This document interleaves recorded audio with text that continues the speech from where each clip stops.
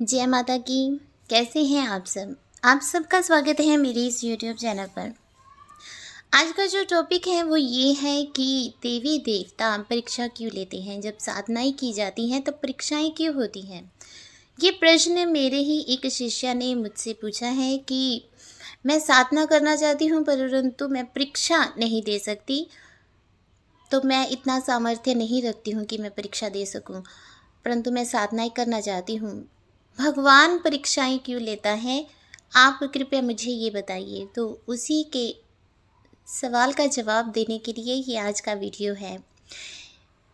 देखिए, जब आप एक आम इंसान से भक्त बनने के लिए, साधक बनने के लिए भक्ति मार्ग में उतरते हैं, तब आप सामान्य व्यक्ति नहीं रह जाते। जब आप भक्ति करने का मन बनाते हैं या आपके मन में जब भक्ति करने की चाह पैदा होती है, उसी क्षण से आप एक खास व्यक्ति बन जाते हैं भगवान के लिए। भगवान चाहते हैं कि आप तपस्या करें, आप साधना करें, इसीलिए आपके मन में ऐसे विचार उत्पन्न होते हैं कि आपको साधना करनी चाहिए, आपको साधक बनना है, आपको भक्ति करनी है। आपके सोचे से कभी कुछ भी नहीं हो सकता। आप अगर चाहेंगे कि आप साधना करें, आप नहीं कर सकते हैं। भगवान जब चाहते हैं कि आप साधना करें, तभी आप साधना के मार्ग में चलते हैं, भक्ति के मार्ग पे चलते हैं। परंतु भक्ति का मार्ग जो होता है वो बहुत ही कठिन होता है, वो आसान नहीं होता। इसीलिए बहुत से साधक, बहुत से भक्त बनने से पहले ही, साधक बनने से पहले ही इस मार्ग को त्याग देते हैं और सामान्य जीवन को अपना लेते हैं। जैसे एक छोटा बच्चा कभी नहीं चाहता कि वो स्कूल जाए, वो रोता है मुझे स्कूल नहीं जाना, लेकिन उसकी मम्मा उसे थप्पड़ लगाते हैं, ज़बरदस्ती स्कूल छोड़ कर आते हैं। कभी उसे चॉकलेट देते हैं, टॉफ़ी देते हैं, उसे लालच देते हैं और उसे स्कूल छोड़ कर आते हैं।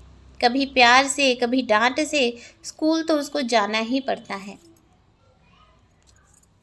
फिर उसकी भी परीक्षाएं होती हैं। परीक्षा होने के बाद ही वो अगली कक्षा में प्रवेश करता है। ठीक उसी प्रकार से आप चाहें या ना चाहें, जब भगवती चाहती है, जब आपके इष्ट चाहते हैं कि आप भक्ति मार्ग में आगे बढ़ें, तो आप भक्ति करने की जो चाह है आपके अंदर पैदा होनी आरंभ हो जाती है। आप भक्ति मार्ग में अपने आप ही उतर आते हैं, चाहे आपने कभी भक्ति करने के बारे में सोचा भी ना हो। तो फिर जब आप भक्ति करने लगते हैं, किसी गुरु के सानिध्य में बैठकर आप साधनाएं करने लगते हैं, तब भगवती आपकी परीक्षा लेती है। परीक्षा इसलिए भगवती लेती है, वो देखती हैं कि आप अपने वचनों के कितने पक्के हैं। जिस प्रकार से सोना दबकर कुंदन बनता है, उसी प्रकार से एक सामान्य व्यक्ति साधना करके साधक बनता है। और साधना करने से आपकी जो परीक्षाएं होती हैं, साधना करने के पश्चात या साधना के दौरान आपकी जो परीक्षाएं होती हैं, वो परीक्षाएं ही आपको सफल करवाती हैं अगले चरण में प्रवेश करने के लिए, और आप अगली कक्षा में, अगले चरण में, अगली दिशा में प्रवेश करते हैं।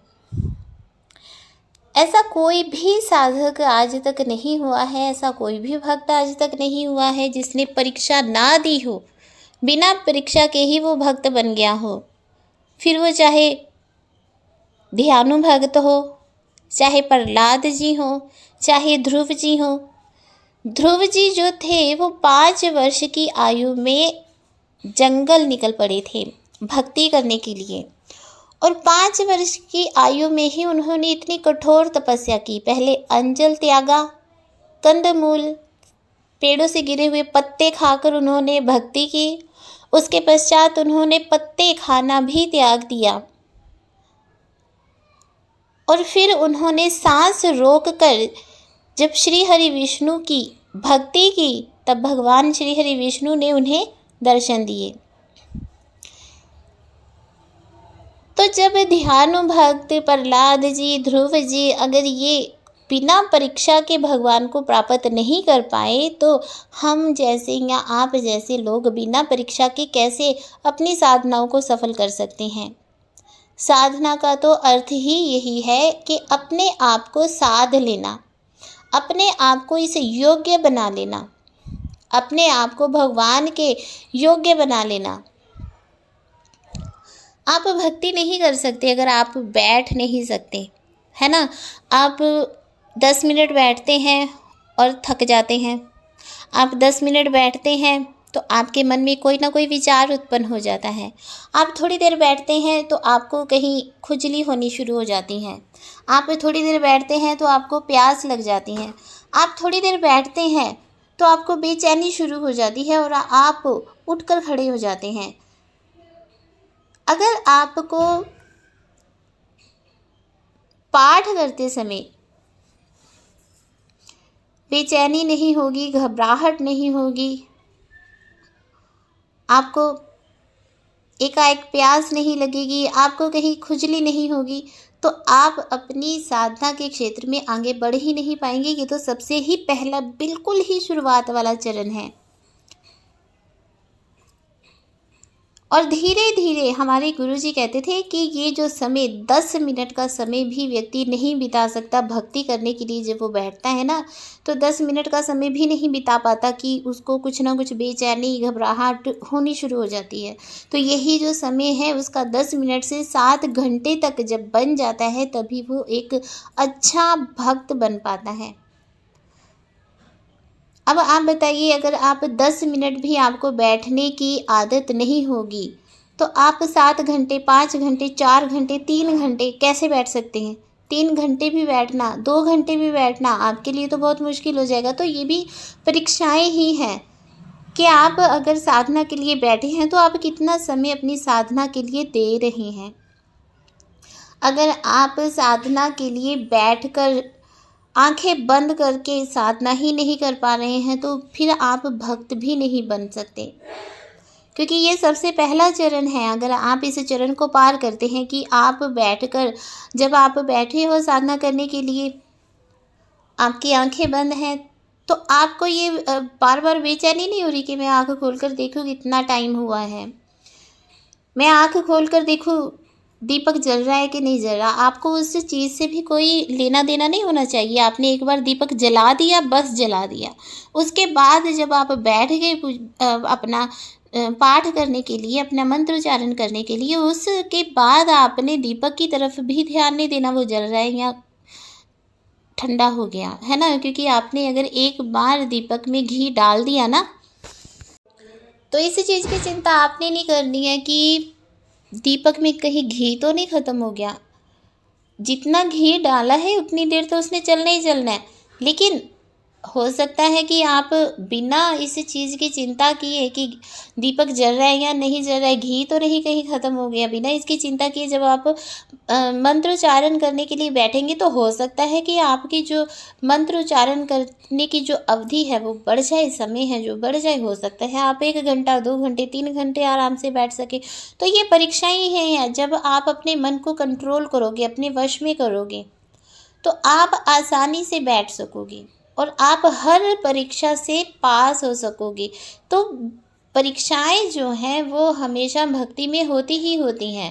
सिर्फ यही एक परीक्षा नहीं होती, और भी बहुत सी परीक्षाएं होती हैं जो भक्ति मार्ग में व्यक्ति को देनी पड़ती है, एक साधक को देनी पड़ती है। बिना परीक्षाओं के आप कभी भी साधक नहीं बन सकते, बिना परीक्षाओं के आप कभी भी भक्त नहीं बन सकते। और जब आप परीक्षाएं देकर भक्त बनते हैं, आप एक साधक बनते हैं, तब भक्त बनने की और साधक बनने की खुशी एक अलग होती है। बहुत ही खुशी का अनुभव होता है कि हम भक्ति कर पा रहे हैं।